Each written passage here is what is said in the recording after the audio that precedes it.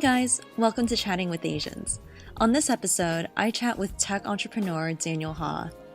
Over a decade ago, he co-founded a company called Disqus, a comment hosting service for blogs and websites like CNN and IGN, reaching over 2 billion unique visitors every month. We talk about his decision to leave college in the middle of his computer science degree, the biggest misconceptions about being a tech entrepreneur, and how being Asian American made his entrepreneur experience unique. So, here's my chat with Daniel Ha.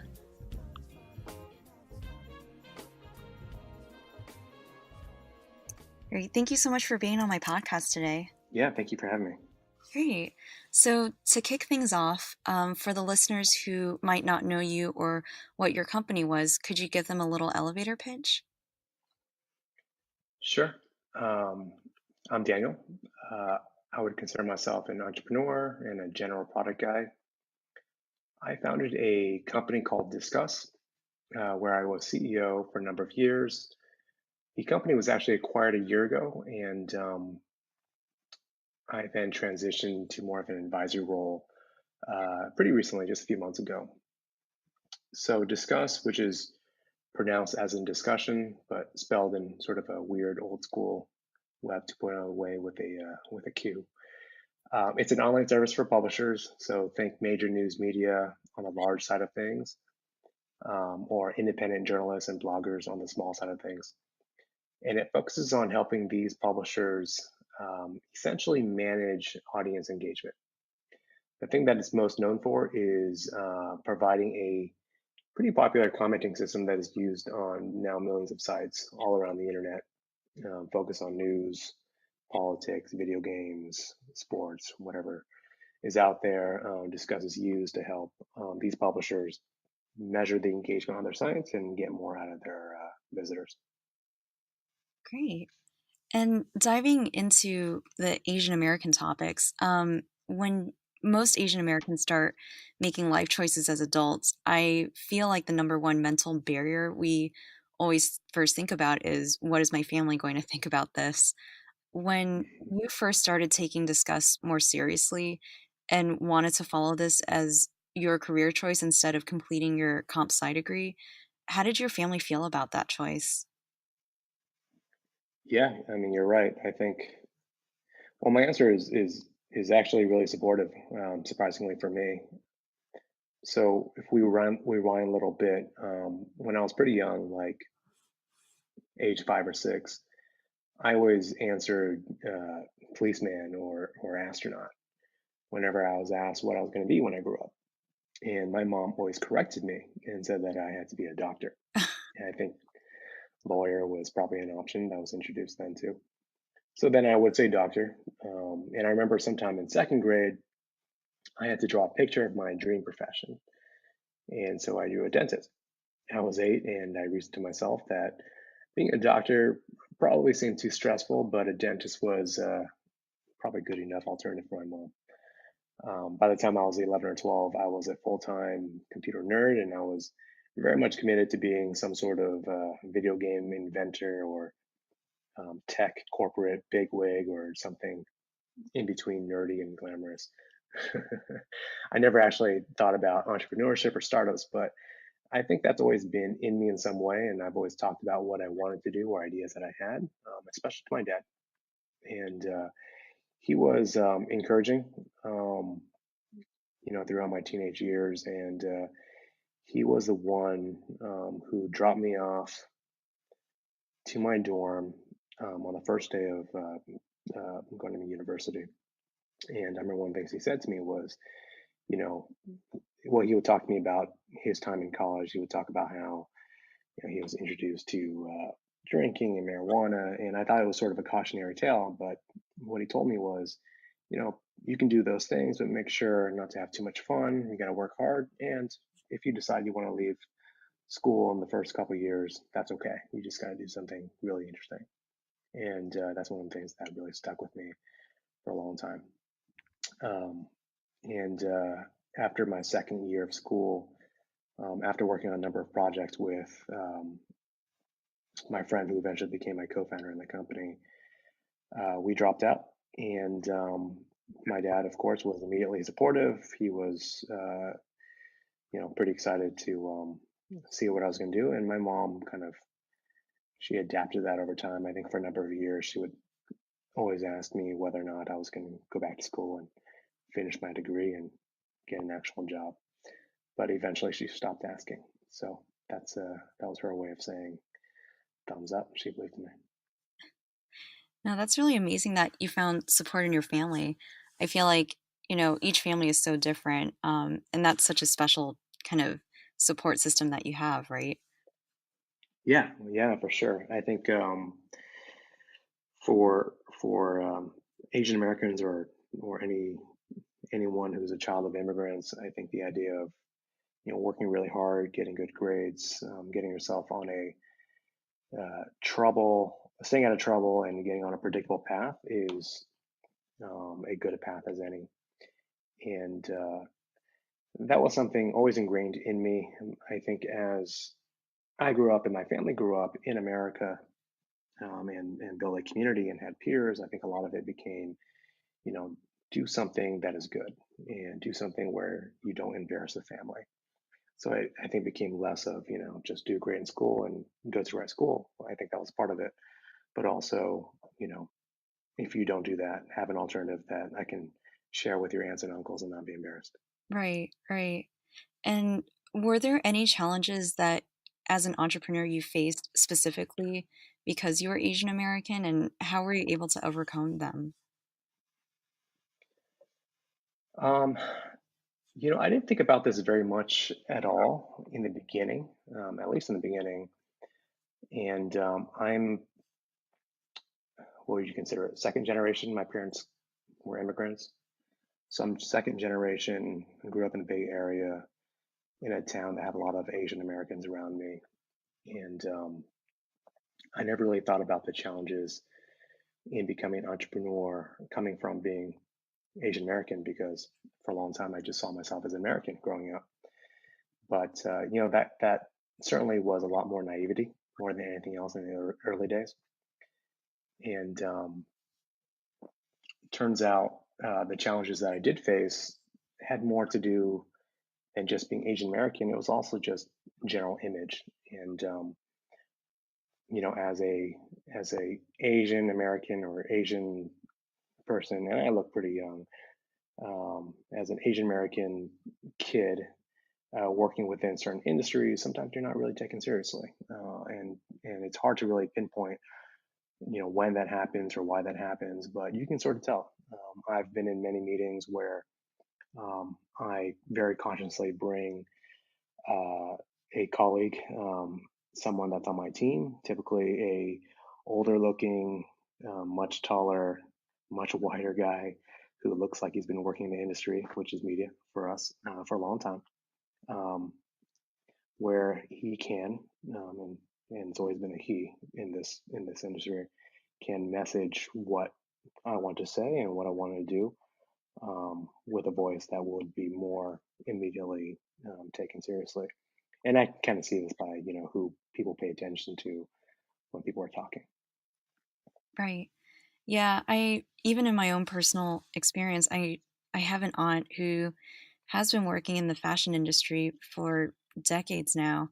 And just because she also looks quite young, I think anytime that she's gone into a meeting, despite her title being head of e-commerce or Mhm. president of e-commerce, she still gets questioned about her abilities, about her qualifications, Yeah, purely because of sure. her appearance, right? Um, do you It was also Yeah, um, it was also something that I found I could use as a offensive technique and more of a weapon where because I am younger looking, I'm an Asian American, I come across more credible when it comes to talking about tech, especially for folks who don't really know what I'm talking about. So I can play that up a little bit and you can play off each other if you bring the right person in the room, which is yeah. always sort of a funny thing for me. And do you think that was one part about being an Asian American that kind of helped you as an entrepreneur? Just um, when it comes to kind of tech credibility, that's where it kind of, helped. Yeah, absolutely. Because we worked in media, I had a lot of partners and discussions that happened on the East Coast, mostly New York, and I always start with the story of being the you know obviously Asian American kid that grew up loving technology out in the Bay Area, and I would use that as essentially part of my credibility and the story when I talk to media folks who are looking for software. Hmm. And I guess looking at the representation of Asian Americans as entrepreneurs, do you think that there's a good enough representation, or do you think there's not enough of it right now? On the representation of Asian Americans in Like entrepreneurship, entrepreneurship and tech, right? I think I've been very fortunate to have good Asian American peers and role models in the industry that I can look to and say, look, there are people who look like me, who grew up like me doing it. So there's been a good number of folks in the community. But if you look at it, you take a step back and you look at it in pure numbers, I think there are certainly more in, call it technical roles rather than leadership roles. And that's something that has been changing for sure. I have a number of really good friends who are Asian Americans who are extremely, bright and talented and doing very well for themselves in this space. But I think that's something that we have to keep pushing on and growing. And really, the solution comes from having more role models and mentorship, um, where you can look at someone or someone can look at you and really relate because you have similar backgrounds or just optically look very similar. And that helps a lot. So I keep that in mind for sure. I've always tried to connect with other Asian Americans, especially younger Asian Americans who have reached out to me who are in high school and maybe in college and talking about the path of entrepreneurship. And I try to tell them my story and try to relate to them as much as possible. Right, for sure. And speaking about mentors, you've previously mentioned in other interviews co-founders that you admire, like Alexis Ohanian and Justin Kahn. Have you ever received helpful pieces of advice from them?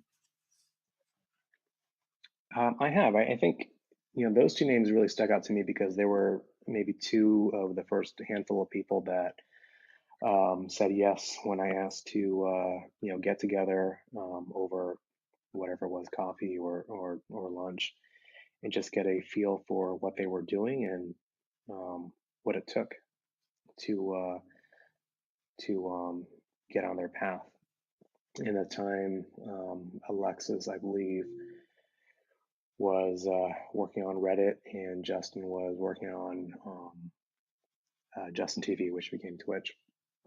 And they stuck out to me because one of the lessons I took away from both of them was to always welcome opportunities and to say yes more than you say no, even to things that doesn't seem like it will pan out or will be a good use of your time. Obviously, there's a nice little balance here, but because of that, I've always tried to say yes to similar situations where I would try to grab coffee or lunch with folks, and it's really led to great things, either from people I eventually work with or you know uh, ended up being folks that I ended up being able to help in significant ways. Hmm. From Alexis specifically, one of the things he said to me was that as you do the whole startup thing, you're always going to run into other people and other companies that have more money. They're going to be smarter. They have more experience, and that's fine. But make sure that they never outwork you. They never won because those companies, those competitors, worked harder than you do at what you're trying to do, because that's the one thing you can always control. Justin, I think one of the things he said to me early on that I kept in mind was, when you're in the startup world and it feels like a sort of a whirlwind of activity and there's a bunch of stuff going on, people writing about it, it's in the news. just try to ignore what others are doing. People like to celebrate the good news, and when you're always just focused on reading whatever's on TechCrunch about people's successes, it gives you a very narrow and untrue, you view and lens on what it actually takes to make it in this world. Right, for sure. I personally also follow Alexis Ohanian. I feel like he's been such a good, like thoughtful, humble leader of sorts. Um, and he did mention recently that the idea of hustling is one of the most toxic, dangerous things in tech right now. Like the Hmm. idea that unless you're suffering and grinding every hour of every day, that you're not working hard enough is false, right? Um, Hmm. do you think that's the biggest misconception about being an entrepreneur, or would it be something else? I think that's definitely part of it. And I did read something similar. I think that working hard and embodying this glamorous idea of hustle are pretty different things.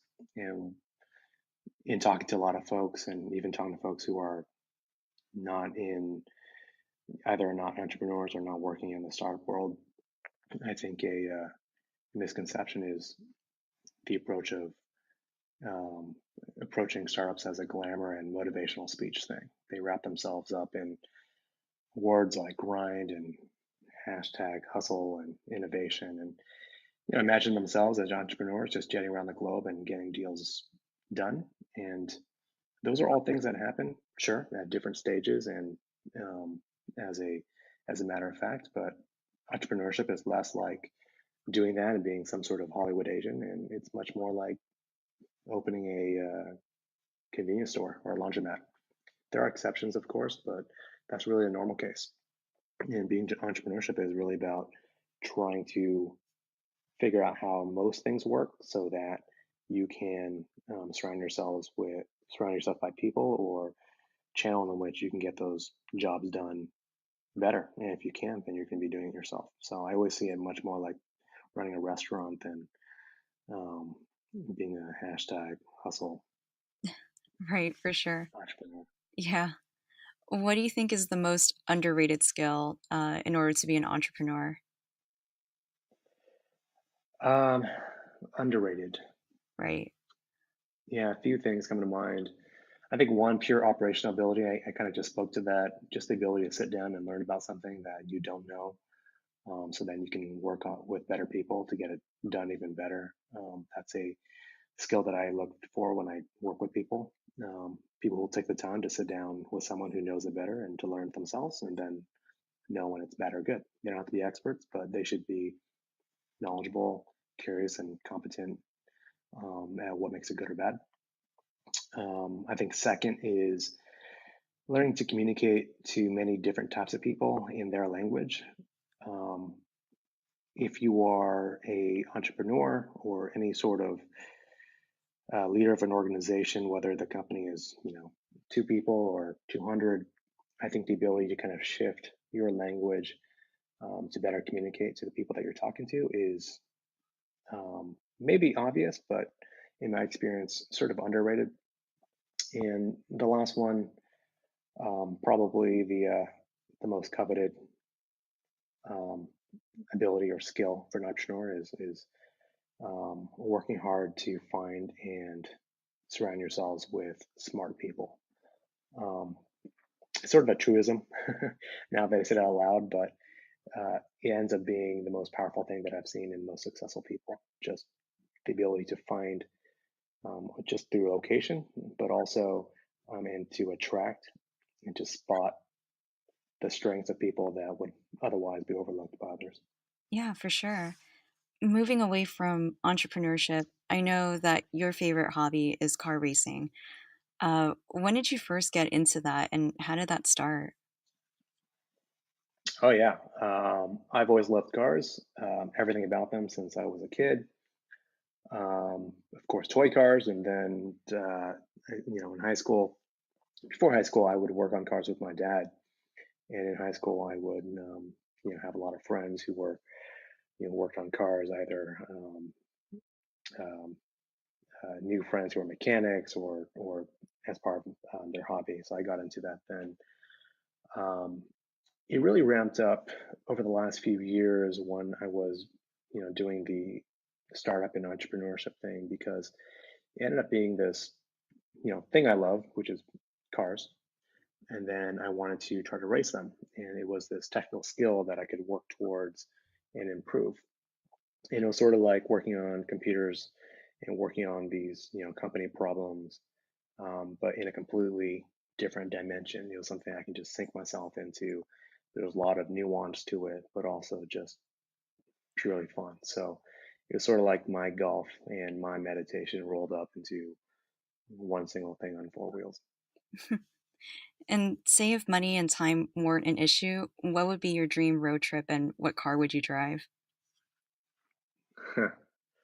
Ironically, I actually don't like driving outside the track, Oh, but I love cars and I love being in them. So um, when I'm not on a track, I always worry about running into traffic or cops or other people walking around. But I will answer the question. My favorite time ever driving was in two places, in Germany and in Italy. And I think on the traffic side and also the appreciation for driving is a little bit different over there. And it's always been more enjoyable for me. And I love all types of cars, especially lively and spirited cars. So if I'm in Germany, Italy, I'll eat their food and I should drive their cars. So for Germany, I'll have to be a Mercedes Benz AMG GTR. Italy, will have to be the Ferrari 488. great choices. And finally, the last question. If you could give yourself advice when you first started Discuss, what would you say to your younger self? Mm, number one, don't try to be good at everything. Get help as quickly as you can, as time and money can afford it. And I learned that because there are some things that you just don't appreciate until you see someone who is really good at it and who really enjoys doing it and who can operate at a much fuller capacity than you ever can just dabbling. Number two is don't worry too much about what others are doing. That was one of the things I mentioned before from Justin. I ignore that sometimes and I still think about that. So I would remind myself. And, something my young self would tell me now to my old self is don't only pay attention to what can go wrong. As I've gotten more experienced and spend more years doing it, I think that um, I I go from being very easily excitable to being somewhat critical because I look for the things or I pattern match the things that can go wrong or have gone wrong. And I have to remind myself that pessimism is very easy, but internalizing that risk and at least holding some reasonable optimism is the right thing to do, even though it's very hard. Mhm. Yeah. Well, I think that's about it for now. Thank you so much for taking the time to answer all my questions. Of course.